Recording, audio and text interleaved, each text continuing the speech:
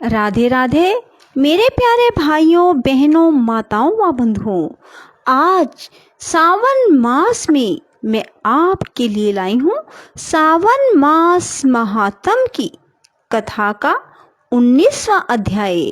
बंधुओं, जिसे सुनने मात्र से भगवान शिव की कृपा आप पर बरसने लगेगी।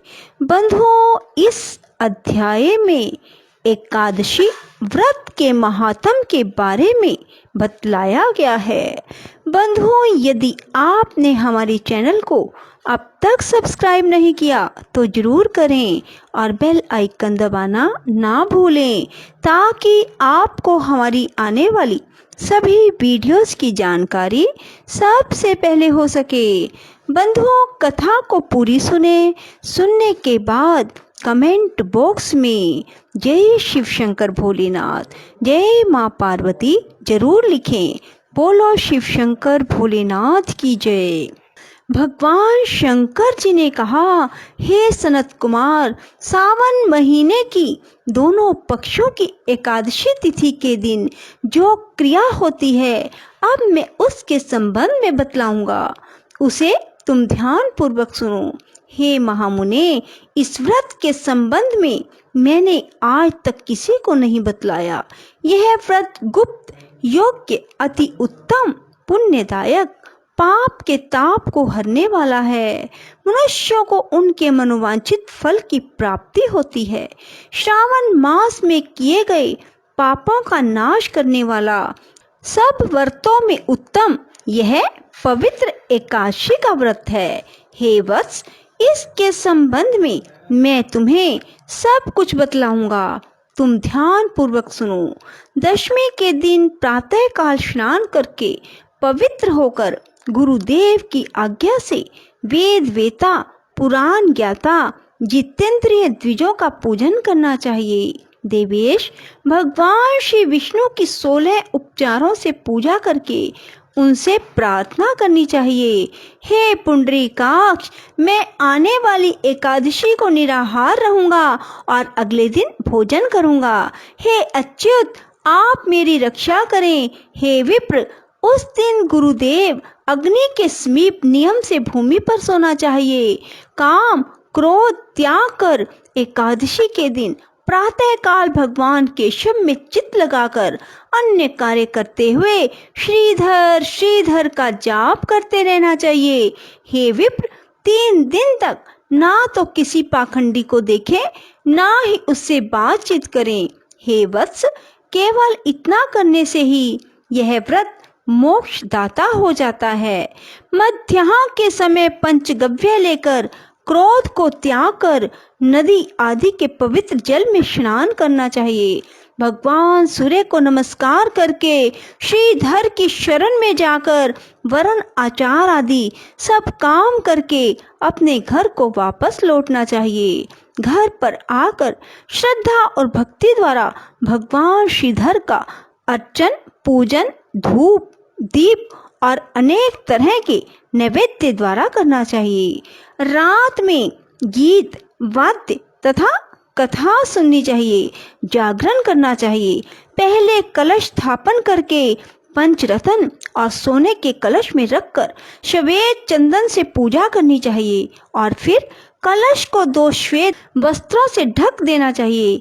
देव देवेश की प्रतिमा शंख चक्र और गदा युक्त करके उसकी सविधि पूजा करके द्वादशी के दिन प्रातः काल आलिक करके श्रीधर नाम का जाप करना चाहिए। शंख चक्र गदा तथा पद्मधारी भगवान देव देवेश की पूजा करके ब्राह्मण को सोने की दक्षिणा सहित कलश देना चाहिए। यह घड़ा दान सहित ब्राह्मण को देते समय इस प्रकार कहना चाहिए, भगवान श्रीधर जी, आप प्रसन्न होकर मुझे उत्तम लक्ष्मी दीजिए। यूं कहकर जगत गुरु श्रीधर का अर्चन करके श्रेष्ठ द्विजों को भोजन करवाकर अपनी शक्ति के अनुसार दक्षिणा देनी चाहिए। अपने नौकर चाकरों को भोजन करवाकर गौ को चारा डालना चाहिए। स्वयं अपने सगे संबंधियों, घर के सदस्यों, इष्ट मित्रों के साथ भोजन करना चाहिए। हे वत्स, यह मैंने तुम्हें शुक्ल पक्ष एकादशी तिथि का व्रत विधान बतलाया है। इसी तरह कृष्ण पक्ष की एकादशी के दिन भी करें। शुक्ल पक्ष तथा कृष्ण पक्ष की तिथि के दोनों व्रतों का विधान समान है, केवल इनमें नाम का ही भेद है। कृष्ण पक्ष में भगवान से यूं प्रार्थना करें, भगवान जनार्दन प्रसन्न हो, मुझे उत्तम लक्ष्मी दें। शुक्ल पक्ष में श्रीधर, कृष्ण पक्ष में भगवान जनार्दन कहे गए हैं। यह मैंने दोनों ही व्रतों का विधान तुमसे कहा है। इस व्रत के तुल्य ना कोई व्रत हुआ है, ना है, ना भविष्य में होगा। मनुष्य को इसे गुप्त रखना चाहिए और किसी दुष्ट प्रकृति वाले से ना कहना चाहिए। भगवान शंकर जी ने श्री सनत कुमार जी से कहा, द्वादशी के दिन भगवान विष्णु के निमित्त पवित्रारोपण के संबंध में तुम्हें बताऊंगा।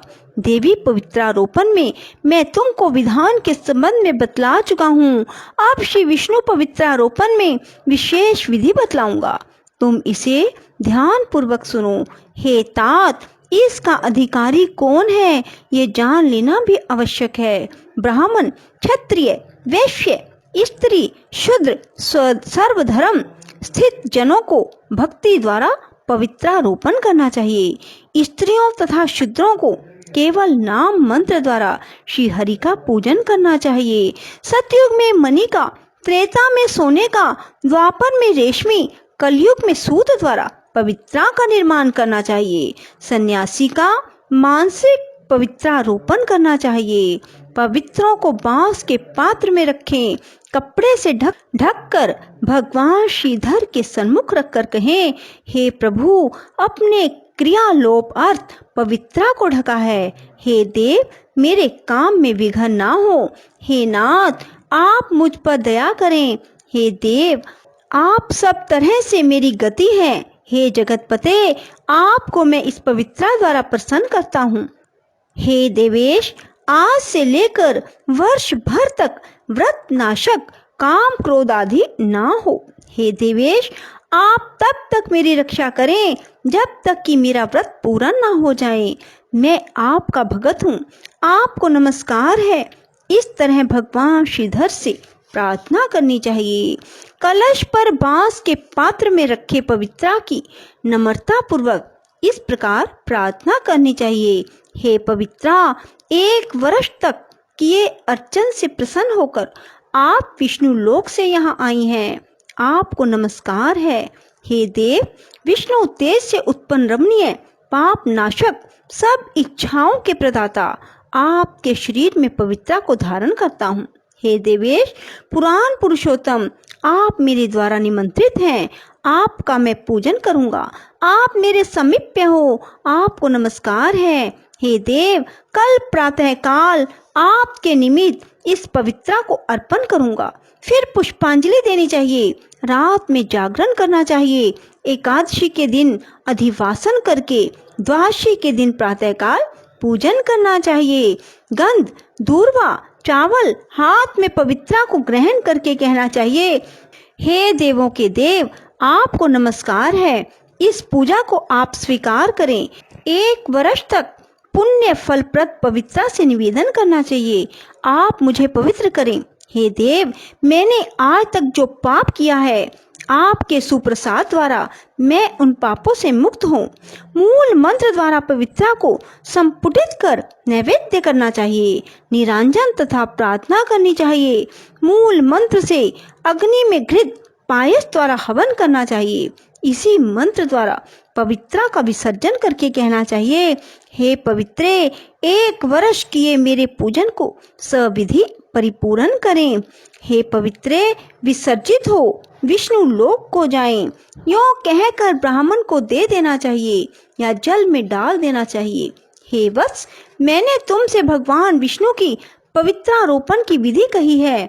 बस जो कोई हरि का यह पवित्र आरोहण करता है वह इस संसार में आनंद भोग कर अंत में वैकुंठ को जाता है।